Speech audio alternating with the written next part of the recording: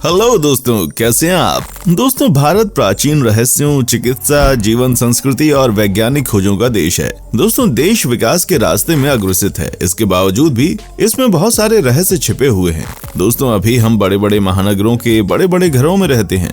दोस्तों, हम समय के अनुसार अपने जीवन में बहुत से परिवर्तन कर चुके हैं और आगे भी करेंगे। पर दोस्तों, अभी कुछ लोग उसी तरह से रह रहे हैं जैसे सैकड़ों साल पहले रहा करते थे। दोस्तों, दुनिया में दूसरी सबसे घनी आबादी वाला देश होने के नाते भारत कई स्वदेशी जनजातियों से घिरा हुआ है, जिनमें से प्रत्येक की अपनी भाषा, परंपरा, संगीत और बुनाई की तकनीक है। दोस्तों, आज इस वीडियो में हम बात करेंगे भारत के प्रमुख ट्राइब्स यानी जनजाति की जीवन शैली के बारे में। दोस्तों, अगर आप इस चैनल पर नए हैं तो प्लीज इस वीडियो को लाइक और चैनल को सब्सक्राइब कर दें।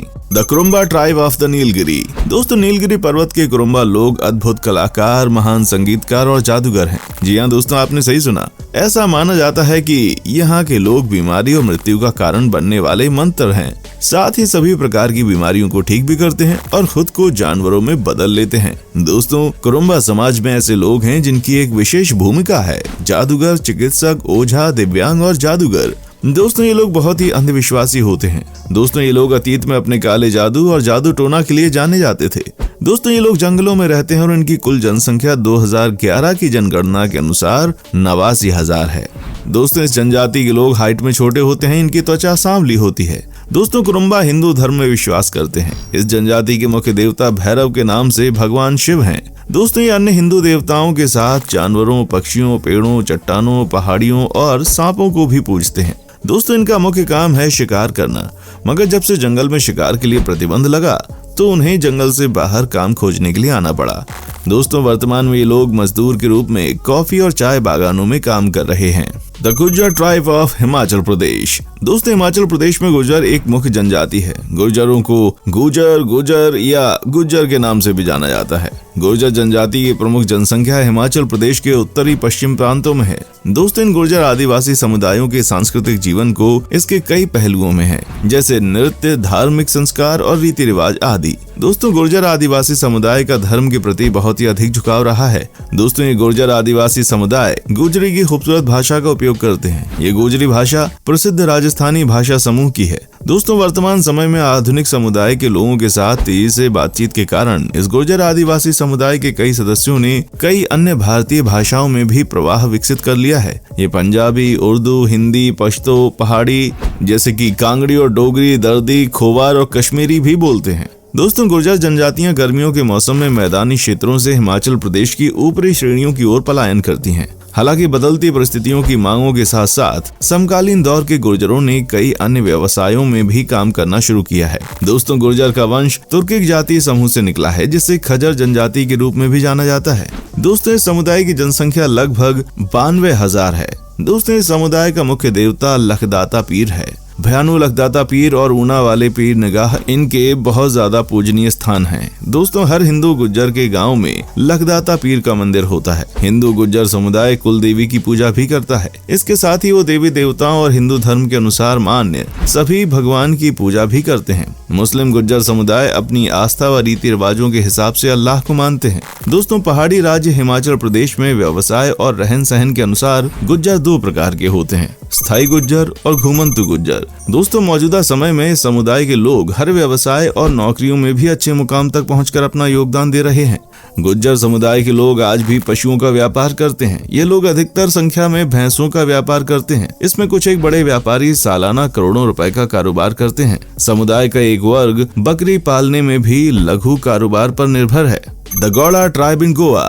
दोस्तों, गौड़ा आदिवासी गोवा के समुद्री तट के किनारे रहने वाले लोग हैं। ये कोंकण के मूल निवासी माने जाते हैं। दोस्तों, ये लोग अधिकांश हिंदू धर्म का पालन करते हैं, लेकिन दोस्तों, गोवा के ईसाईकरण के कारण पुर्तगाली मिशनरियों द्वारा कई लोगों को कैथोलिक धर्म में परिवर्तित कर दिया गया था। लेकिन दोस्तों, ये अभी भी अपनी लोक परंपरा को जीवित रखे हुए हैं। दोस्तों, गोवा की गौड़ा जनजाति को दो अलग अलग विशेषता है। दोस्तों, पहली विशेषता इस जनजाति की ये है कि यहाँ की महिलाओं को विशेष अधिकार प्राप्त है। दोस्तों, यहाँ की महिला सामाजिक और राजनीतिक मामलों में अपना पक्ष रखती है और अपना विचार भी व्यक्त करती है। दोस्तों इस जनजाति की दूसरी विशेषता ये है कि इस जनजाति में आपको हिंदू और ईसाई धर्म दोनों के रीति रिवाज देखने को मिलेंगे। The Halakki tribe in Karnataka.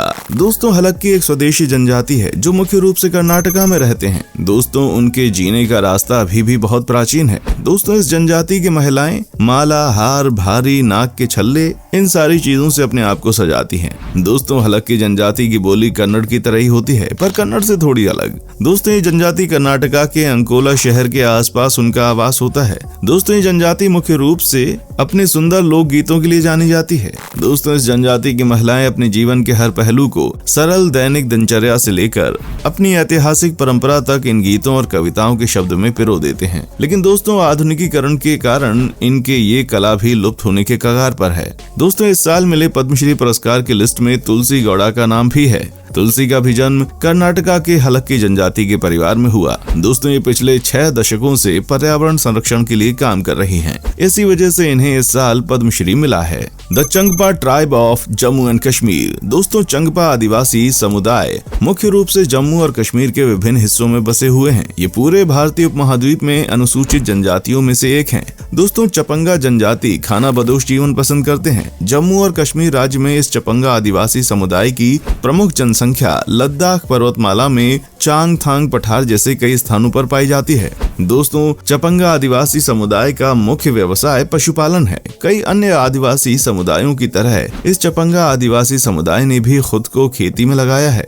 चपंगा जनजाति ज्यादातर जौ की खेती करती है। दोस्तों चपंगा जनजातियों के कुछ लोग छोटे व्यापारिक गतिविधियों भी कर रहे हैं। कई आदिवासी समुदायों की तरह ये चपंगा आदिवासी समुदाय भी धर्म और आध्यात्मिक विश्वासों और रीति रिवाजों के प्रति व्यापक रूप से उन्मुख हैं। इन चपंगा जनजातियों ने अभी भी स्थानीय धार्मिक संस्कारों और रीति रिवाजों का पालन करने की अपनी विरासत को बरकरार रखा है। साथ ही चपंगा आदिवासी समाज में भी स्थानीय देवी देवताओं की कोई कमी नहीं है। वैसे दोस्तों चपंगा आदिवासी समुदाय के कई सदस्य हैं जो कि बौद्ध धर्म जैसे अन्य धर्म में परिवर्तित हो गए हैं। कुछ मानव शास्त्रियों के अनुसार बहुत कम मुसलमान भी ऐसे हैं जो कि रमजान और ईद का त्योहार बहुत ही श्रद्धा से मनाते हैं। जम्मू और कश्मीर घाटी के अलावा इस चपंगा आदिवासी समुदाय के कई लोग भारत के अन्य स्थानों में भी पाए जाते हैं। The Bhil tribe in Rajasthan. दोस्तों अनुसूचित जनजाति वर्ग में भी आने वाली भील जाति का इतिहास काफी पुराना है। दोस्तों कहा जाता है कि भीलों ने ही लड़ाई में महाराणा प्रताप का साथ दिया था। दोस्तों भील जनजाति राजस्थान की सबसे पुरानी जनजाति है।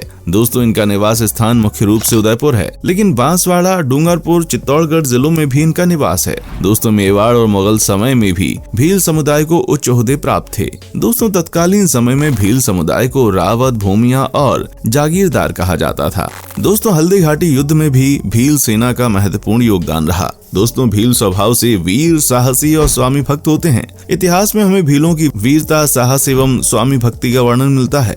भील अपने वचन के पक्के एवं मनमौजी स्वभाव के होते हैं। स्वभाव से इतने सीधे होते हैं कि कोई भी इनको ठग सकता है। दोस्तों भील पुरुष शरीर पर वस्त्र नहीं पहनते हैं। जंगलों में निवास करने वाले भील पुरुष प्रायः एक लंगोटी में ही अपना जीवन बिताते हैं, परंतु जो भील परिवार खेती करते हैं और बस्तियों के समीप आकर रहने लगते हैं वे मोटा कपड़ा पहनते हैं, जिसे ये लोग अंगरखा कहते हैं। दोस्तों भील जिन बस्तियों में रहते हैं उन्हें पाल कहते हैं। हर एक पाल में भीलों का एक नेता होता है, जिसे मध्य भारत में तरबी कहा जाता है एवं राजस्थान में उसे गमेती के नाम से पुकारते हैं। दोस्तों जो भूभाग पहाड़ी एवं ऊंचा होता है उसे ये लोग डोंगर कहते हैं। भीलों के घर बांस, ठट्ठर या बेजोड़ पत्थरों के बने होते हैं। जो भील गाँव में निवास करते हैं वो झोपड़ियों में रहते हैं और जो शहरों में रहते हैं वो मिट्टी या पत्थरों के मकान में रहते हैं। मकान बनाने के लिए लोग ढालू स्थान चुनते हैं। प्रत्येक घर से मिले हुए 1 या 2 झोपड़े भी बनाते हैं। इन झोपड़ों में ये अपने मवेशी रखते हैं। वर्षा की कमी तथा उद्योगों के अभाव में ये इधर उधर हटते बढ़ते रहते हैं। जो भील परिवार गांव के बंदरों में बंधना नहीं चाहते वे जंगलों में ही घूमते रहते हैं। Bhotia tribe in Uttarakhand. दोस्तों भोटिया जनजाति उत्तराखंड की पूर्ववर्ती जनजातियों में से एक है। वे उत्तराखंड के अल्मोड़ा, चमोली, पिथौरागढ़ और उत्तरकाशी जिलों में रहते हैं। दोस्तों भोटिया जनजाति देश के सबसे अच्छे पर्वतारोही होते हैं। दोस्तों भोटिया लोकगीतों, नृत्यों और कहानियों की एक समृद्ध मौखिक परंपरा है जो वे अक्सर अन्य समुदायों के साथ साझा करते हैं। दोस्तों भोटिया जनजाति में छुरा एक लोकप्रिय नृत्य है। इस नृत्य में महिला और पुरुष दोनों भाग लेते हैं। दोस्तों भोटिया चरवाहों की एक व्यावसायिक जाति है। दोस्तों भोटिया जनजाति के लिए ऊनी उद्योग भी अर्थव्यवस्था का एक स्रोत है, क्योंकि उन्हें तिब्बत से पर्याप्त कच्चा ऊन प्राप्त होता था। दोस्तों इस जनजाति की महिलाएं कालीन, कंबल और ऊनी कपड़ों की अच्छी से बुनाई करती हैं। दोस्तों भोटिया जिन राज्यों में रहते हैं उनमें अलग अलग बोलियां बोली जाती हैं। उत्तराखंड में वे रोंगबा, सिक्किम में बोटी और कुमाऊं में अल्मोड़ा बोलते हैं। दोस्तों भोटिया हिंदू धर्म के सभी प्रमुख देवी देवताओं के साथ साथ विभिन्न क्षेत्रीय गांव और पारिवारिक देवी देवताओं की पूजा करते हैं। अपने पशुओं को रोग से बचाने के लिए हिंदू मौसम देवताओं की पूजा की जाती है। दोस्तों उत्तराखंड और उत्तर प्रदेश में भवानी देवी रूप से पूजनीय हैं। बकरियों और सुअरों की बलि दी जाती है और भक्तों द्वारा खाया जाता है। दोस्तों उम्मीद करता हूँ कि आपको हमारा एपिसोड पसंद आया होगा। साथ ही दोस्तों अगर आपको इस वीडियो पर कोई राय देनी है तो आप हमें कमेंट कर सकते हैं। हमें आपके कमेंट का इंतजार रहेगा। दोस्तों अगर आप हमारे चैनल पर नए हैं तो प्लीज चैनल को सब्सक्राइब जरूर करें, क्योंकि हम आपके लिए रोज ही इस तरह की वीडियोस बनाते रहते हैं। दोस्तों अपना ख्याल रखिएगा। देखने के लिए शुक्रिया।